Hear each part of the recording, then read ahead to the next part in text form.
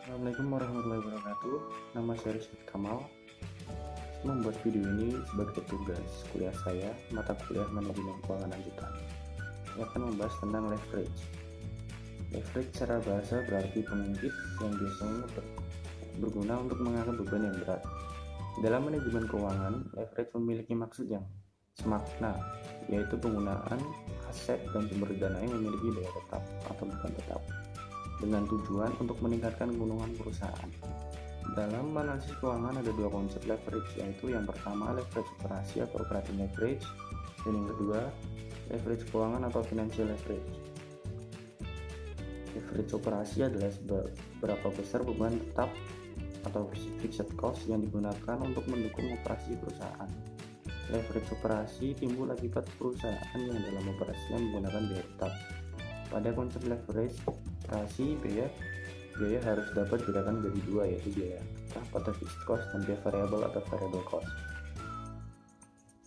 Beban tetap atau biaya tetap operasi sering berasal dari depresiasi, biaya produksi, dan biaya pemasaran.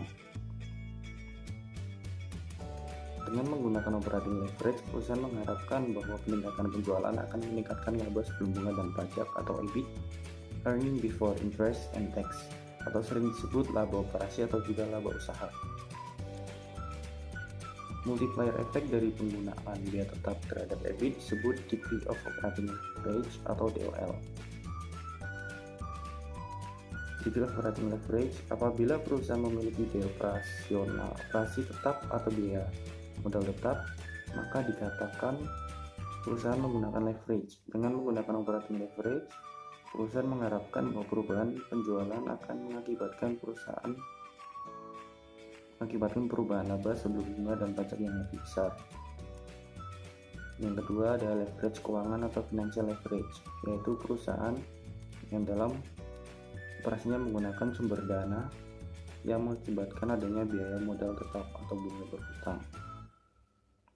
Penggunaan financial leverage diharapkan akan meningkatkan laba per lembar saham atau EPS. Multiplier effect yang dihasilkan oleh penggunaan modal dengan biaya tetap disebut degree of financial leverage. Degree of financial leverage adalah tingkat leverage keuangan atau DFL, merupakan persentase perubahan laba per lembar saham atau EPS yang diakibatkan adanya perubahan dalam laba atau EBIT. Dengan kata lain, DFL merupakan ukuran kuantitatif dari sensitivitas EPS perusahaan akibat perubahan dalam laba operasi perusahaan atau EBIT. Di dalam leverage ada juga analisis break-even point. Break-even point atau BEP yaitu jumlah produksi atau penjualan unit yang dapat menghasilkan laba operasi atau laba usaha sama dengan 0, atau jumlah produksi atau penjualan yang menghasilkan jumlah total pendapatan, total revenue sama dengan jumlah total biaya atau total cost. Ada dua manfaat analisis BEP.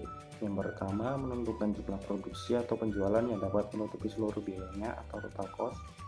Yang kedua, menghitung target penjualan yang dapat mencapai tingkat EBIT tertentu. Konsep BEP dapat diterapkan apabila biaya produksi dapat dibedakan menurut perilakunya menjadi biaya tetap dan biaya variabel. Yang pertama adalah biaya tetap. Biaya tetap atau fixed cost yaitu biaya yang secara total tidak berubah walaupun volume produksi mengalami perubahan. Contohnya biaya tetap diantaranya adalah biaya gaji, biaya administrasi, biaya penyusutan aktiva tetap seperti bangunan dan mesin, biaya sewa dan lain sebagainya. Yang kedua ada biaya semi variable atau variable cost, yaitu biaya yang secara total akan berubah secara proporsional dengan perubahan volume produksi.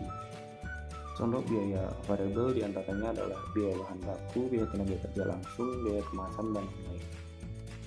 Dalam praktik di perusahaan sering dijumpai biaya yang tidak bisa langsung dikelompokkan ke biaya tetap dan biaya variabel karena memiliki karakteristik biaya tetap juga karakteristik biaya variabel.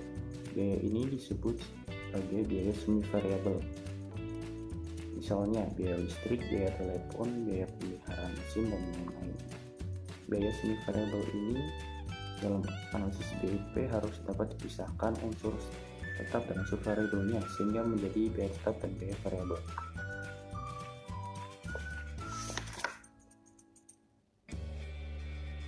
Kemudian ada leverage gabungan.